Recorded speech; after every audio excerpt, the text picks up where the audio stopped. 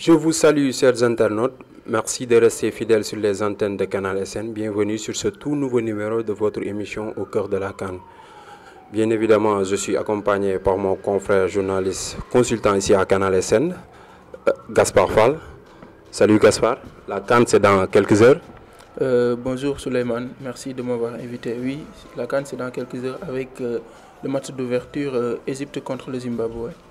Pour ce tout nouveau numéro, nous sommes en compagnie du grand journaliste sportif qu'on ne présente plus ici au Sénégal, celui qui a marqué l'histoire de le sport en général et particulièrement le football.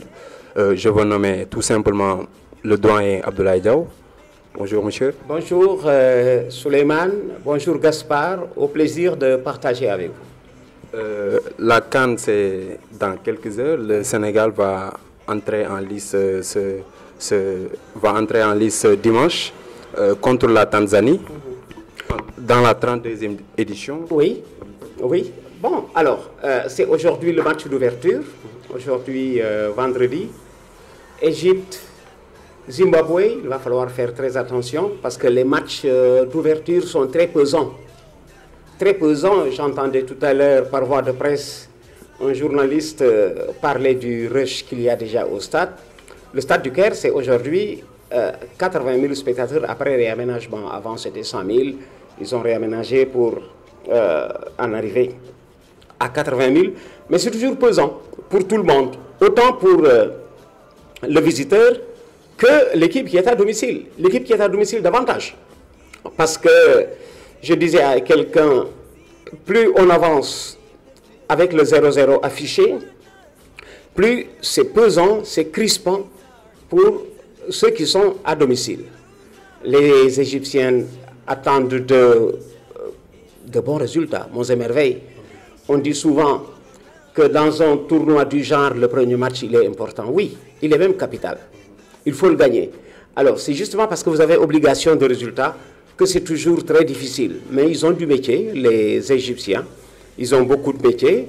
Ils devraient pouvoir se tirer d'affaire tout en choisissant de rester patients. Leur public devrait comprendre qu'il n'y a plus de Cendrillon en football, même dans le monde. Il n'y a plus de petits pays de football et que l'adversaire va s'organiser, ne serait-ce que pour ne pas perdre. Et la particularité du football est celle-ci, quand vous savez que vous ne pouvez pas gagner, vous pouvez vous organiser pour ne pas perdre. Alors on ne sait jamais. Vous avez parlé du Sénégal qui joue son premier match dimanche contre la Tanzanie. Je leur demanderai simplement d'être sérieux, d'être très professionnels, de comprendre que ce résultat est l'amorce, c'est vrai, d'un début de processus toujours difficile. Gaspard, qu'en pensez-vous? Bon, comme le doyen l'a dit, je pense que c'est ce qu'il faut aux hommes d'Aliou Cissé pour réussir leur rentrée. La Coupe d'Afrique des Nations, c'est différent de la Coupe du Monde, c'est différent de la Copa América. C'est une compétition qui a sa propre réalité. Donc, et comme il l'a dit, il n'y a plus de petites équipes aujourd'hui en Afrique. Et je pense que le Sénégal aujourd'hui a les moyens pour battre n'importe quelle équipe, mais il faut une certaine organisation. Il y a aussi l'absence de Sadio Mané, mais je pense que ça ne veut rien dire parce que nous avons des joueurs qui peuvent jouer, je peux dire Diao Baldé Keita qui aujourd'hui a la carrure pour combler l'absence de Sadio Mané. Je pense que ça peut se faire. Nous avons une équipe qui peut prétendre à la victoire finale. Donc je pense qu'il faut juste une certaine organisation qu'Aliou Cissé et son staff devront faire pour permettre à l'équipe nationale de gagner leur premier match. Tout à fait. Je rappelle que les Lions ont joué 2 matchs amicaux qu'ils ont gagnés. Le premier, c'était contre une équipe de 3e division espagnole. L'autre, c'était contre le Nigeria, qu'ils ont battu par la marque de 1-0, but de Gana Gueye. Alors Gaspard, apparemment c'est une bonne préparation. Oui, c'est une bonne préparation. Battre 7-0 une équipe de 3e division, ça peut sembler un peu facile, mais bon voilà, Aliou Cissé et son staff avaient préparé ça. Peut-être qu'ils avaient vu en cette équipe de 3e division des caractéristiques semblables à leurs adversaires qui sont dans le groupe, peut-être l'Algérie et le Nigeria. Je pense que voilà, cela montre tout simplement que le Sénégal a l'équipe qu'il faut pour remporter la compétition, parce que le Nigeria aujourd'hui, je pense que fait partie des favoris aussi. Ils ont une très bonne équipe, très jeune aussi. Je pense que c'est ce qu'il fallait. Ils ont réussi leurs 2 matchs et comme l'a dit le doyen, le Sénégal est vraiment sur une lancée positive. En CAN, ils n'ont pas perdu beaucoup de matchs lors des derniers CAN. Et aujourd'hui, je pense que c'est ce qu'il faut pour une équipe, pour gagner une compétition. Il faut se préparer comme il le faut. Et ils ont eu une très bonne préparation contre le Nigeria et Maurice. Et je pense que ça peut le faire. Doyen, 2 matchs amicaux, 2 victoires. Oui. Qu'est-ce que cela sous-entend? Oui, cela sous-entend qu'ils restent dans la dynamique. C'est vrai qu'ils ont joué, après le premier match contre Mercy, je crois, une équipe espagnole de 3e division, il y en a qui ont dit, oh, c'est facile. Justement, c'est cette facilité qu'il fallait programmer. Parce que les gens ne comprennent pas que dans la préparation, il est souvent bon de prendre un adversaire facile. Vous savez, à l'entraînement, il y a des séquences qui se font sans opposition. Dans le collectif, à l'entraînement, il y a des phases de jeu qui se font sans opposition. Quand vous prenez un adversaire supposé facile, c'est justement pour apporter cette opposition qui peut-être ne vous pose pas trop de problème. Je préfère une position faible plutôt qu'un manque d'opposition.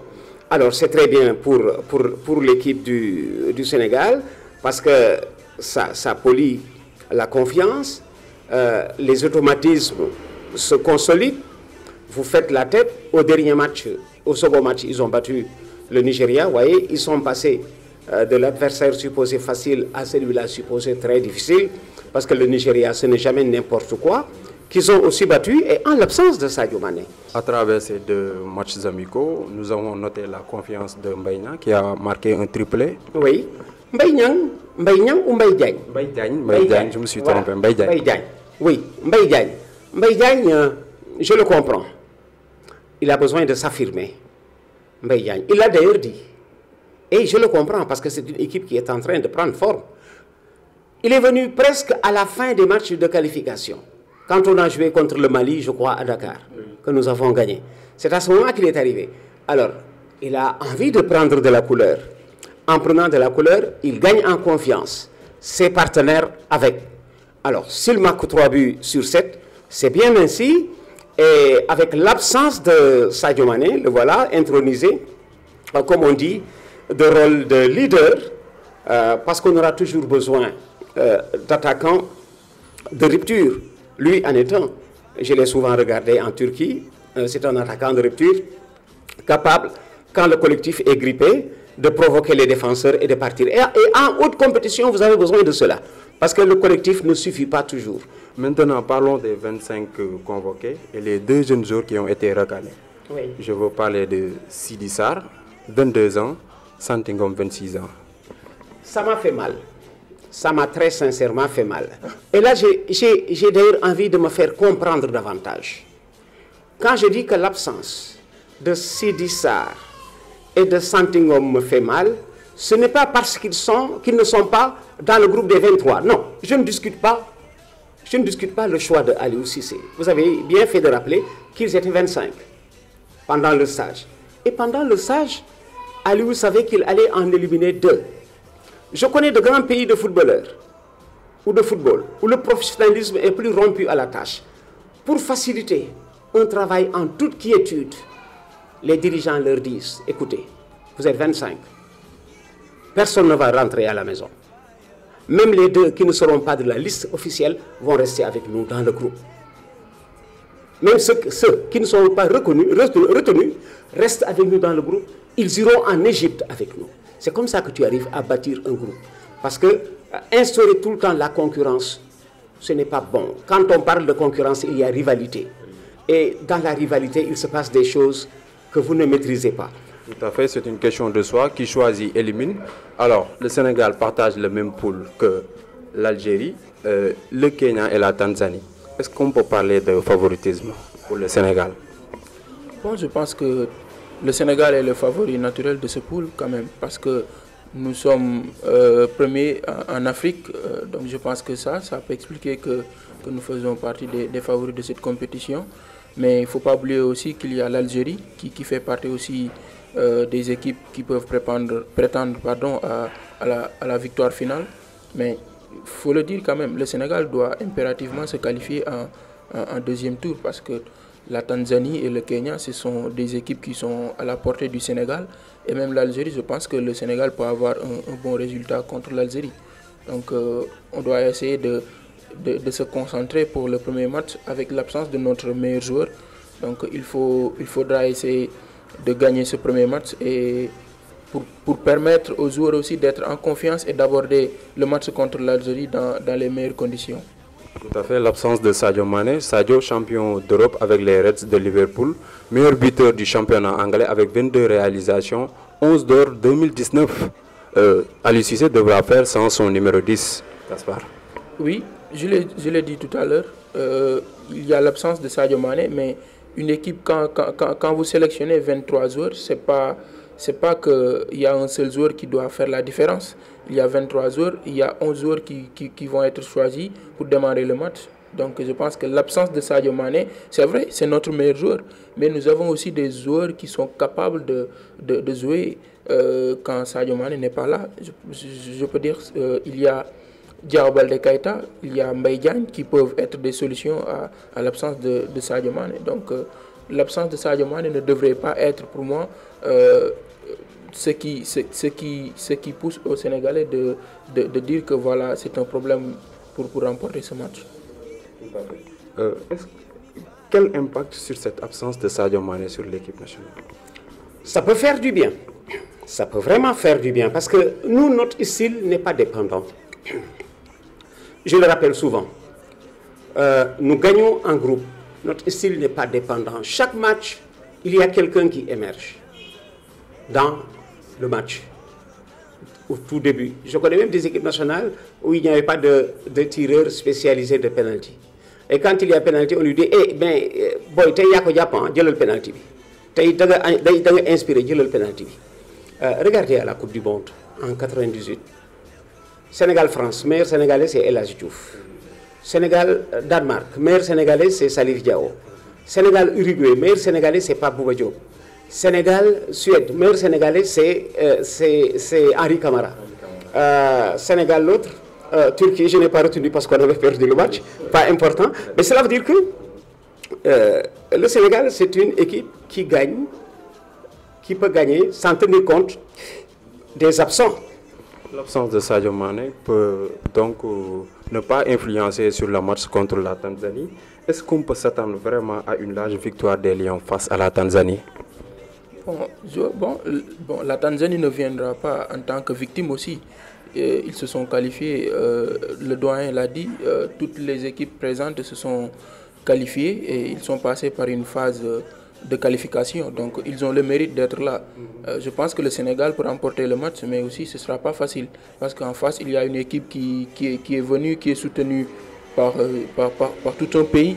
Je pense que le Sénégal peut remporter ce match. Mais bon, voilà, un score là, c'est possible aussi. Ça dépendra du 11 que mettra Aliou Cissé et de l'organisation offensive qu'il va mettre. Je pense que c'est possible d'avoir un score large, mais aussi on peut aussi avoir un 1-0. Mais pour moi, je pense que le Sénégal peut gagner par 2-0. Doyen, vont pronostiquer sur cette entrée en liste des Lions? Bon, ils doivent pouvoir gagner le match. Ils doivent pouvoir le gagner. 9 pronostiqueurs sur 10, vous aurez dit Sénégal. Mais il faut être mesuré. Je disais tout à l'heure qu'ils auront besoin d'être professionnels, d'être sérieux, de vouer le maximum de respect à l'adversaire.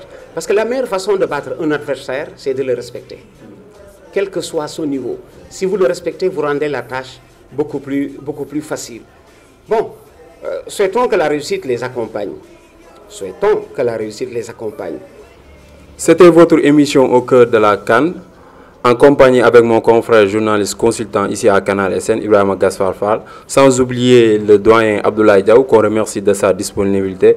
Rendez-vous à la place de l'Obélisque pour vivre les matchs de l'équipe nationale, avant, pendant et après les rencontres. Ça se passe ici sur Canal SN et nulle part ailleurs.